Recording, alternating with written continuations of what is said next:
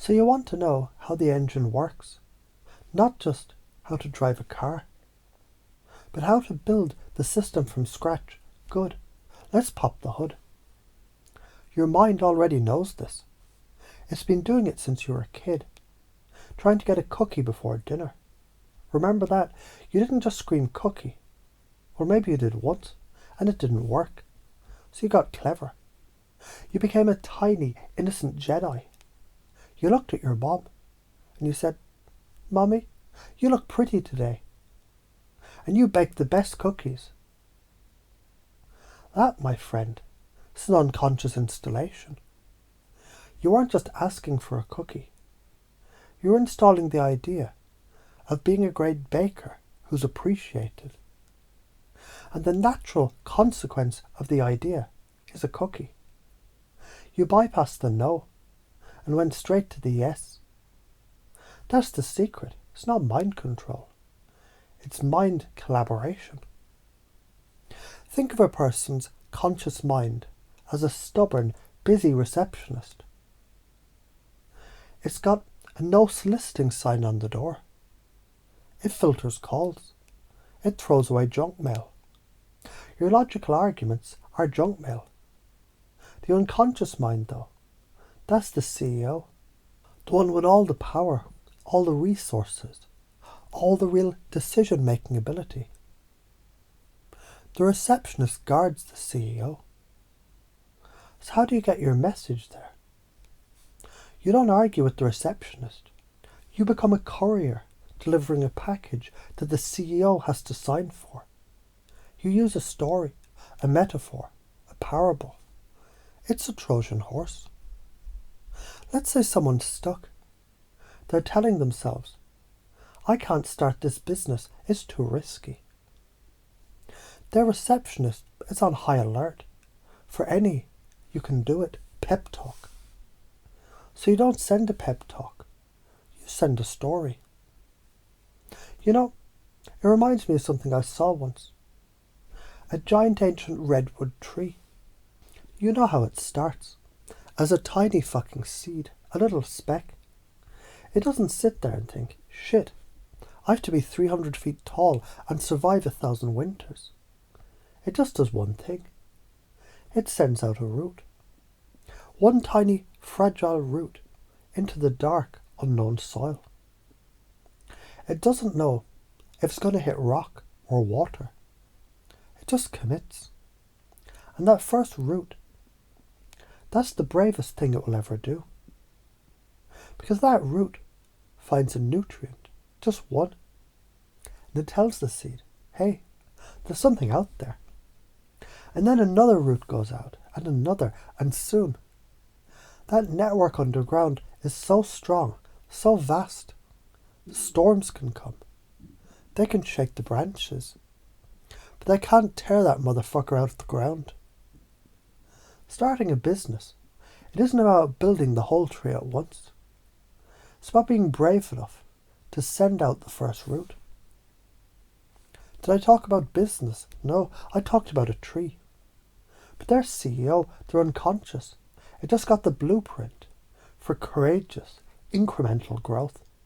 The receptionist was bored by the botany lesson, but the CEO is now redesigning the entire corporate strategy. That's an unconscious installation. The science of the glitch. Your conscious mind, the receptionist, loves order. It runs on predictable patterns. When you use a story that twists, or a metaphor that doesn't immediately resolve, you create a momentary cognitive glitch. The receptionist software freezes for a second. It goes, "Wait, what's a tree have to do with business?" And in that beautiful open moment of confusion, the story, the new code, it slips right past the desk and into the CEO's office. Neuroscience calls this a pattern interrupt. It's like a hard reboot for a stuck program. It's why jokes work. The setup creates expectation. The punchline breaks it. And in that break, a new idea can get in. If you don't learn this, you're just mashing the keyboard, hoping the computer does what you want. You'll stay at the mercy of every advertisement that uses these tricks on you. You'll be a puppet. And you won't even see the strings. Your own limiting beliefs. The I'm not good enough virus. The what will people think malware. It'll run unchecked in your system. The consequence is a life of quiet frustration, watching other people who understand the code get what they want, build what they want, be who they want. You're afraid to pay some lead because you think it's sneaky bullshit. It's respect. It's speaking to someone in a language they can actually hear. You start with pacing, walking beside them in their reality. Let's say a friend says, I'm so overwhelmed, my life is a mess. You pace them. Yeah. It really feels like you're trying to drink from a fire hose, doesn't it? Like there's 100 tabs open in your brain and everything's frozen. That's all. You just validated their world. You've proven you're not a threat. You're on their side. Rapport isn't just liking someone. It's a neurobiological state of trust. Your brain can literally start syncing up. Now, once you're walking in step, you can lead. You know, it's funny how the brain works. When it feels that overwhelmed, it's because it's trying to look at all 100 tabs at once. But the brain, it's also fucking brilliant at focusing on just one pixel on one screen. And sometimes the most powerful thing you can do is not to try and close all the tabs, but to just find one. Just one tiny simple thing. And maximize that window. And you might find, as you focus on that one thing, the other tabs, they just start to quietly close themselves in the background. See, you used their energy, their metaphor, and just gave it a new direction. You didn't drag them. You led them out of the jungle by following their own path. So what are the top patterns that keep us stuck? The I'm not the kind of person who. This loop. It's identity level bullshit. The it has to be perfect paralysis. The enemy of done. The their opinion is more important than my reality disease.